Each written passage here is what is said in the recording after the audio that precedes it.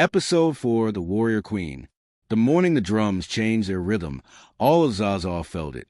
For years, Amina had fought at the front of every major battle. She had defended the borders, crushed raids, and led victories that turned her name into a song on every tongue. But inside the palace, another battle was quietly being fought, the battle for the throne. Queen Turunku, the wise ruler of Zazzau and mother of Amina, had grown old. Her steps were slower, her voice gentler, yet her mind remained sharp as ever. She had ruled with peace and trade, choosing alliances over bloodshed. But the world around Zazzau was changing, and the land now whispered the name of war more than the name of peace. One night, as the moon hung low over the city, Queen Bakwa called Amina to her private chamber. The room was lit with a few oil lamps, their glow soft against carved walls. Amina entered in her light armor, dust still on her boots from training. "My daughter," the queen said, her voice calm but heavy, "I have carried this crown for many years. I have kept our people safe as best as I could. But the world that awaits Zazzau is no longer mine to shape."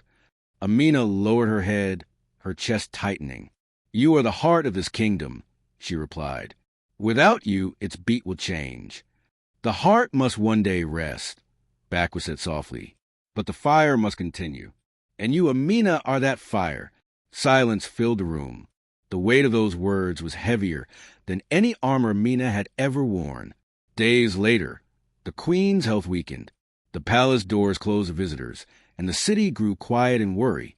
Amina stood by her mother's side, holding the same hands that had once lifted her as a child, the same hands that had guided a kingdom. On a cool morning, as the first call to prayer rose over Zazzau, Queen Turunku took her final breath. The drums began to beat, slow, deep, echoing through every street and home. The people wept, for a mother of the land had fallen. But beyond the grief, there was uncertainty. Who would lead them now? Who could carry both the sword and the crown? According to tradition, Amina's younger brother, Karama, had already ruled briefly after their father before the queen's full reign, and many nobles still clung to old ideas. Some argued that a man must sit on the throne.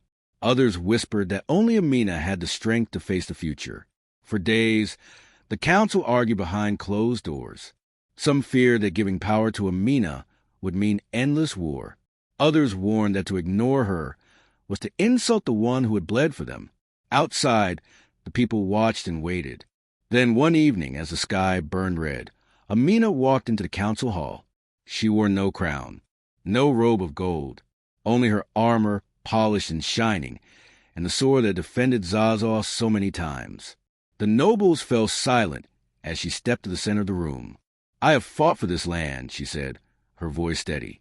"I have ridden into storms so that our children may sleep in peace. Not for glory, not for praise, for Zazzau. If you believe there's another who will protect this kingdom better than I have, then crown him. But if not, then do not ask me about a weaker fire." The words cut through doubt like steel. An old counselor, his beard white as ash, rose slowly from his seat. "The throne belongs not to the loudest voice, but to the strongest heart," he said. "Today that heart is yours. Amina, you have already ruled our battles. It is time you ruled our future." One by one, the elders stood in agreement. The coronation was unlike any Zazzau had ever seen. In the great courtyard, under a sky washed clean by night rain, the people gathered from far and near.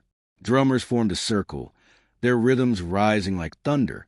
Traders, warriors, farmers, and children pressed forward just to catch a glimpse. Amina walked between them in a deep red robe over her armor, her steps slow and sure.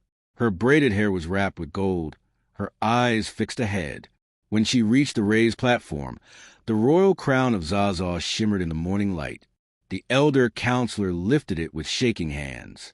"From this day," he declared, "we crown Amina, daughter of Turunku, as Queen of Zazzau, our warrior, our guardian, our ruler." The crown touched her head, and the drums exploded into celebration. Some wept, some shouted her name until their voices broke. Amina raised her sword high above her, the steel reflecting the sun. "I will not rule from shadows," she called out. "I will ride with you, fight with you, and build a kingdom where no child lives in fear. Our borders will not just be defended, they will stretch as far as our courage will carry us." The roar of the crowd shook the earth. From that day forward, she was no longer just Amina the warrior.